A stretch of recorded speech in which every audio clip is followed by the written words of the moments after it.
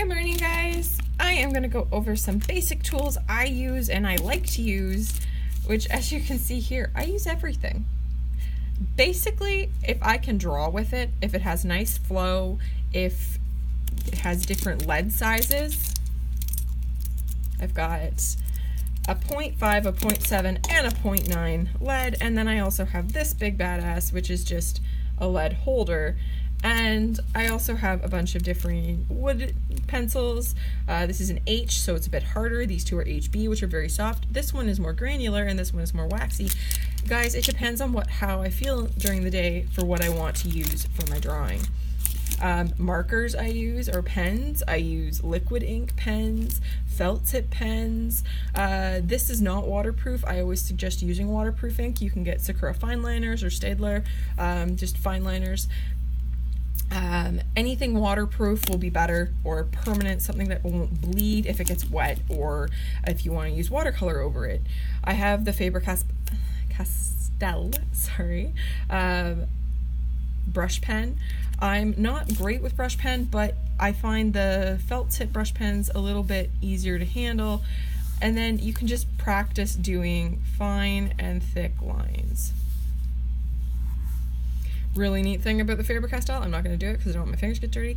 If this tip is bad, you pull it out and you flip it over, and they've got a second tip in there for you. Just in case you didn't know that. It's a little neat fact. I use ballpoint pens, I use colored felt tip pens. Anything I can get my hands on to draw, I will draw with. That is pretty much... I don't have specific tools I use. I'm very much a firm believer in you make the tools sing for you. You don't need to have the most expensive pencils or the most expensive markers to make good art, okay? I've made beautiful pieces with Crayola markers and using watercolor or water with them, and they get really neat blending techniques. They have really neat blending techniques, so it doesn't matter what you're using as long as you are practicing the right techniques and using the proper skills. You can make any art supply sing. So 90% of what is in that pencil case is from the dollar store, just letting you guys know. There are a few things that aren't, but most of it is definitely dollar store stuff. So that being covered, I am going to be going, and I did say this last week, I am going to be going through my old videos.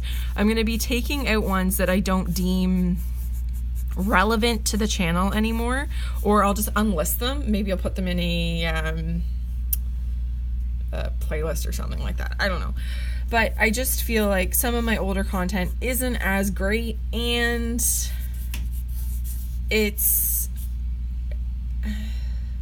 I was just, again, I think I said it in the last video, I was just trying to find my voice and trying to figure out what I wanted to do with this channel. A lot of it's fan art. I am going to keep a lot of my drawing videos of when I'm drawing Mecanzo and stuff, because I know a lot of people like watching me just sketch, so I will keep those in for you guys. I'm not going to take that away, but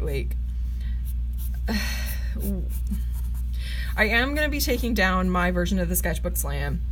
I did that challenge in 15 days, and I injured myself doing it.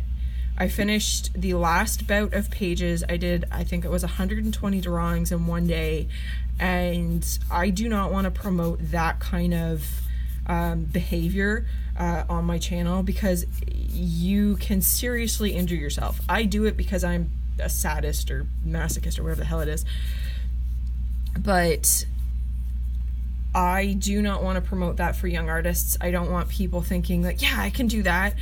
600 pages in 15 days is an insane thing to even attempt, and I don't want you guys injuring yourselves, because if you injure yourselves when you were younger, it will actually impact your ability to work later on.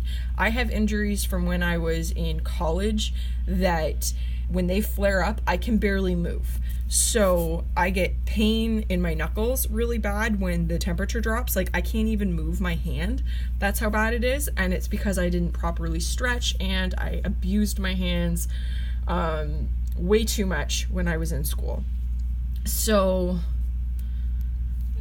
I just want you guys to be very, very aware of the implications of what certain actions can do. You do want to study, you do want to draw, but you need to be able to take breaks and like maybe set an alarm for yourself, as if like every half hour or maybe once an hour, just set an alarm. You've drawn for that hour, you're really into it, you need to take a 5-minute break, get up, go walk around, get a drink of water, that kind of thing. Take care of yourselves when you're younger, and you will be much better off when you're older. So that being said, like, I don't think it was a healthy way to do that challenge. I was really into it and I was really hyper and just drawing and doing all kinds of things, but then it's not something I want to promote. Actually, HulloAlice just did a video on injuries and artist injuries, and not just mental health but physical injuries. It's a very, very good video. I would suggest watching it. It's also her YouTube Artist Collective video, so you get to see her do that piece in it. Guys, like, I know it sounds lame, and I know you probably want to have, be like super people and like draw all the time and be a master and have like all these really crazy things that you can do, but you have to take care of yourselves. Injuring yourselves when you're younger has massive impacts when you are older. Trust me, I'm old and feeble. Anyway, now I think I've done enough warm-up stuff. So, a couple exercises, and I went over it on Sunday. So, which could be yesterday or could be 2 days ago. I don't know when I'm posting this video. But doing little ellipses like this, or drawing spheres, or trying to draw cylinders, drawing basic shapes. Cubes are really great to do in space, and just keep turning them and doing all different kinds of cubes and doing these weird little scribble exercises essentially, and then running lines parallel to one another, doing thick and thin, like that kind of thing. Doing these kind of exercises warms up your hand and then gets you more motor skills and more motor control over your tools. So you can make that beautiful looking coffee cup. That's a shitty coffee. Oh my god.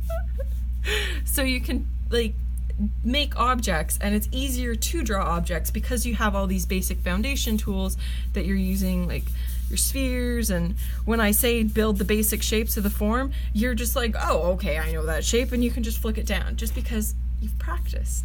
So good form for practice. Just some little advice there.